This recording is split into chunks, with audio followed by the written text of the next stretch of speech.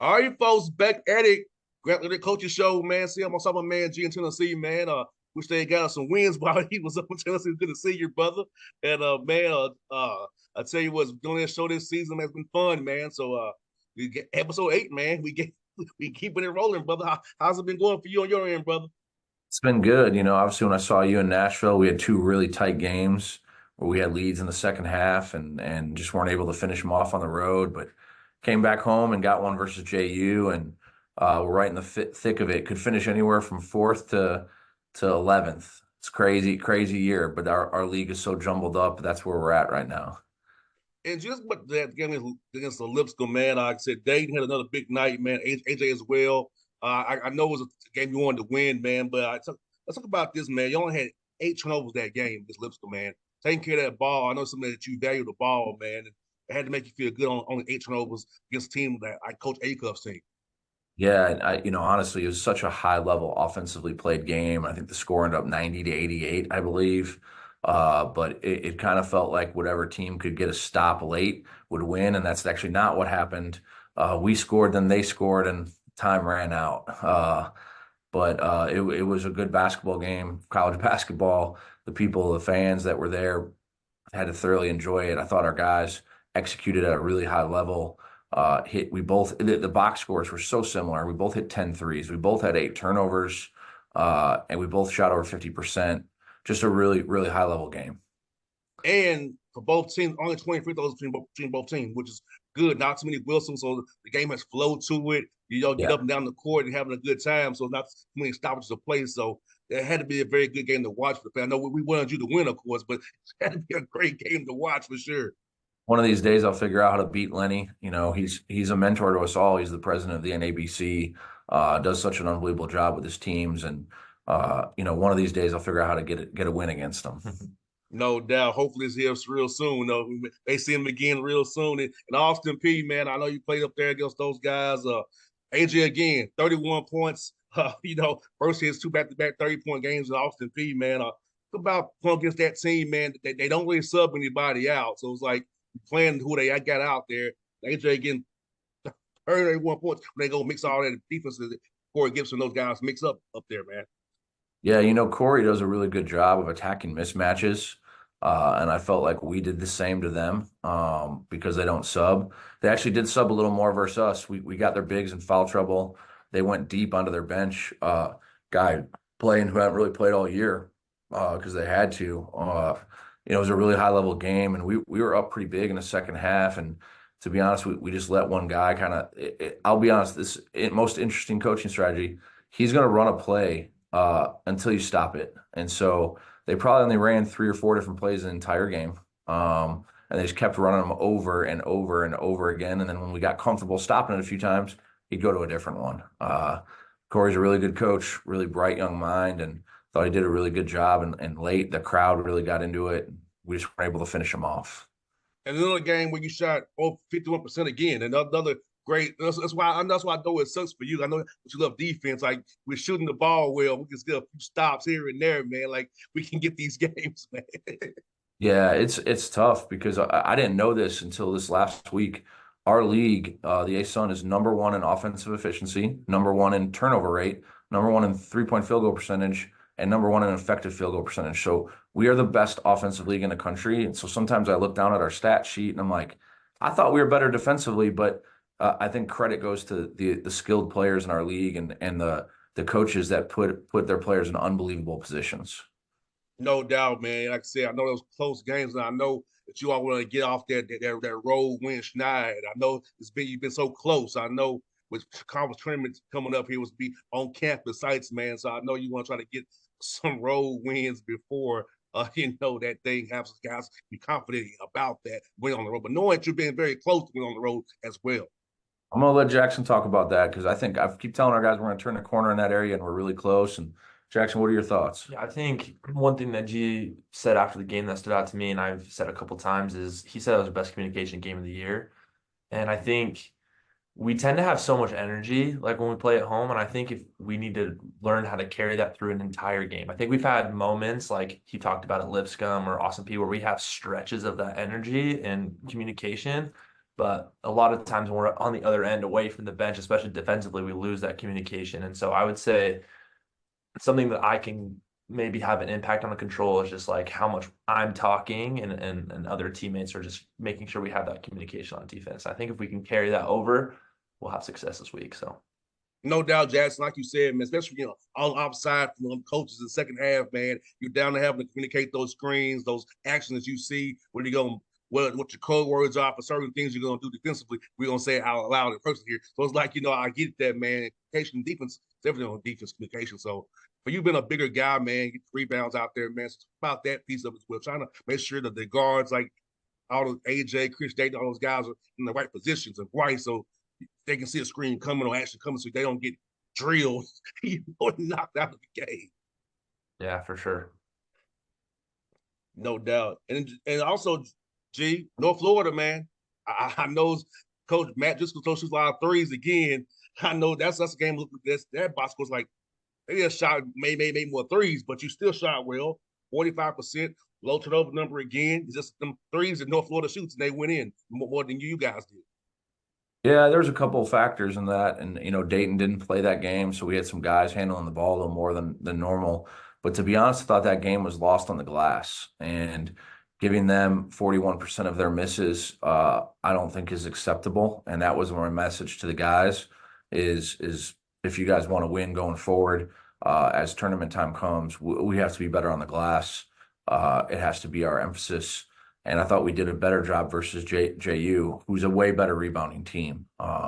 And Jaxon was a big deal about that, 14 rebounds and a lot of them in a crowd. And I told the media after the game, Jackson's not the biggest or the most athletic guy. And so to grab those rebounds, testament to his timing and effort in that area. No doubt, 100%, G. And Jaxon against JU, man, you got 11 points, a double-double, man. I know you had been playing a lot of minutes this year for its starting. So it's about staying ready and whenever the opportunity presents itself that G turns to you, you go out and perform the way you did against JU. Yeah, I mean, honestly, I always have G's always told me to just play as hard as I can, be the hardest playing dude. And I think when you have that mentality, it doesn't matter if you play 30 minutes or 6 minutes, depending on whatever. If you have that mentality, it's always worked out for me as far as in this program and in my basketball career.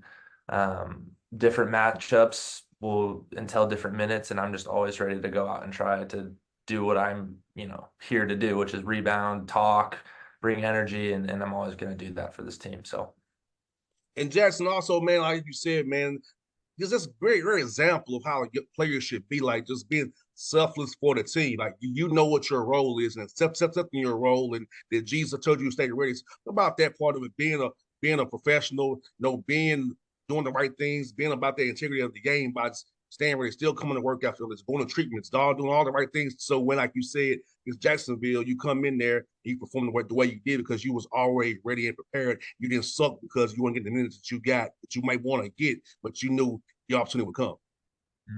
Yeah. I don't know. I feel like G's always giving me confidence to like do what I do. And he's very honest with me about what he wants me to do as a player. And I've always known that. And I've really tried to accept that. And I mean, not everybody can be the leading scorer, and a team is a team, meaning that each guys have to fulfill different things for us to be successful. And I know what I'm good at. And that's why G recruited me from the JUCO level, is to do those things here.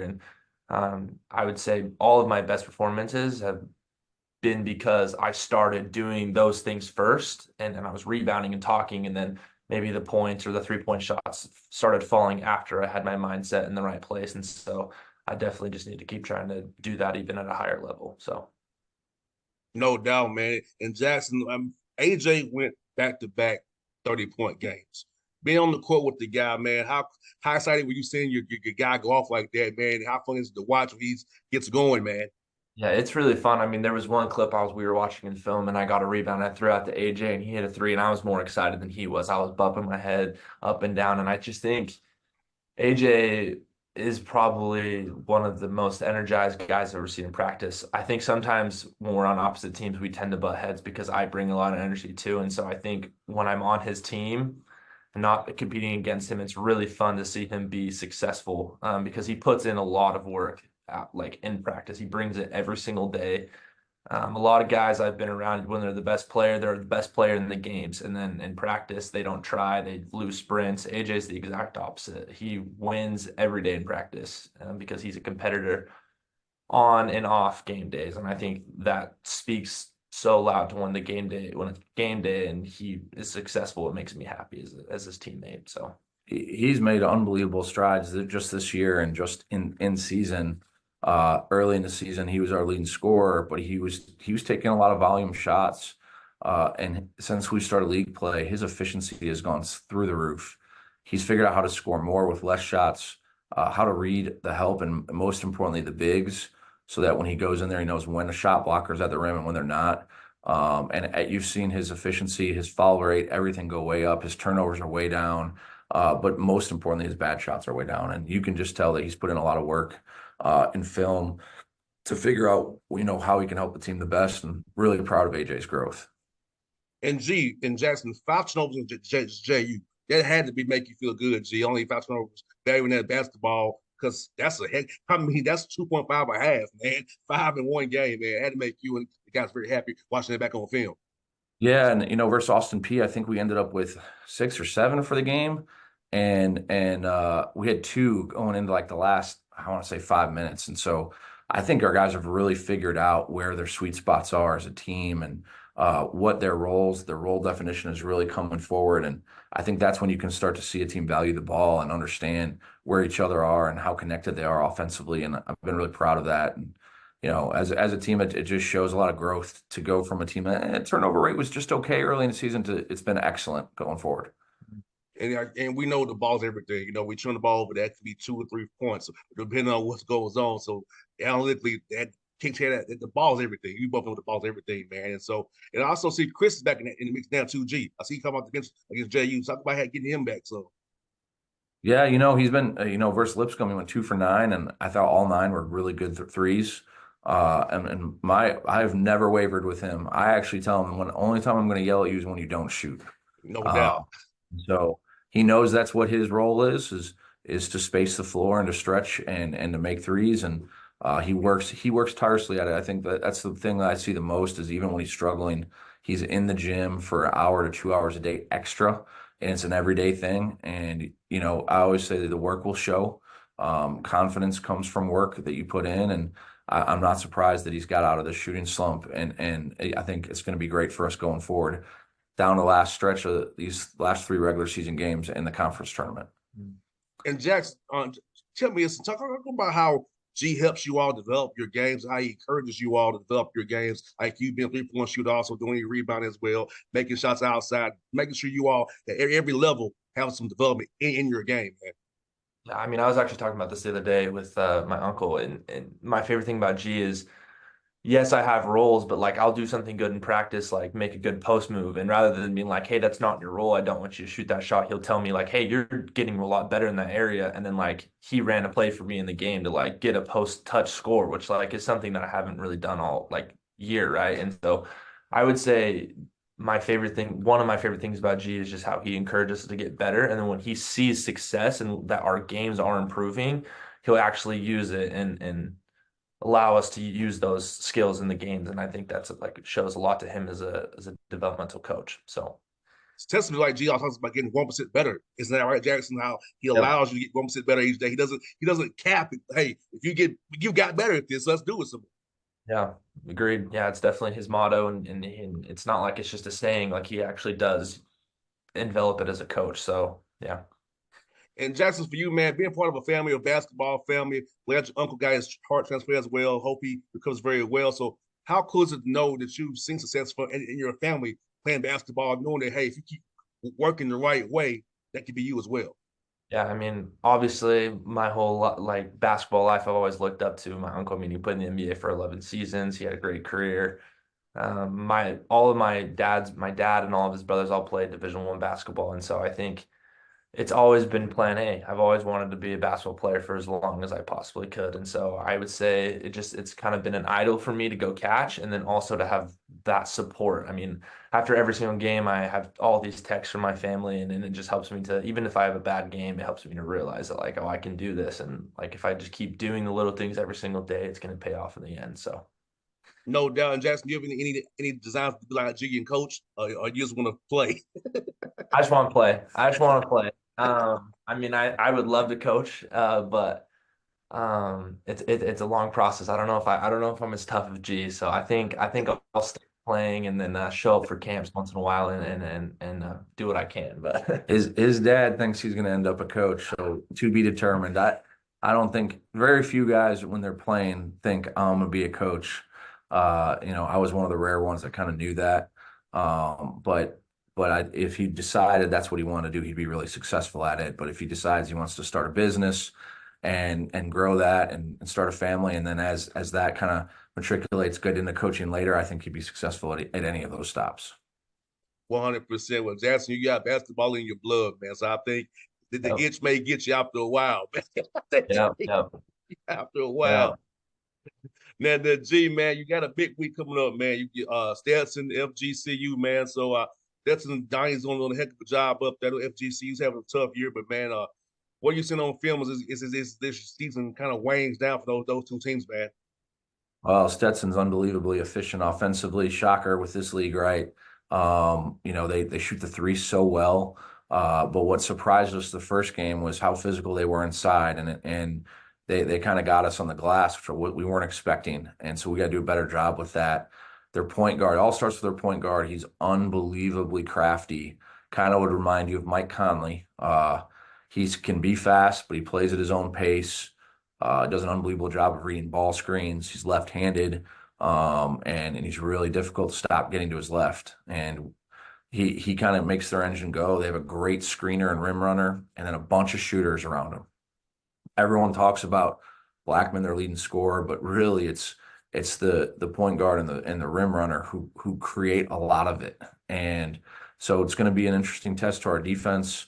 And then we go to Florida Gulf Coast, who they run mover blocker, old school Tony Bennett, Dick Bennett stuff. They have a post player who's top 10 in the country in field goal percentage, and a bunch of guards who make threes. So we've been very fortunate to get Florida Gulf Coast this year at home, and but both of them are going to be unbelievable challenges. We've never been to DeLand or to Fort Myers, so it's going to be a new experience for our guys. Yeah, don't let the guys go to the beach, man. Fort Myers, I can tell you, no beach time, business trip only.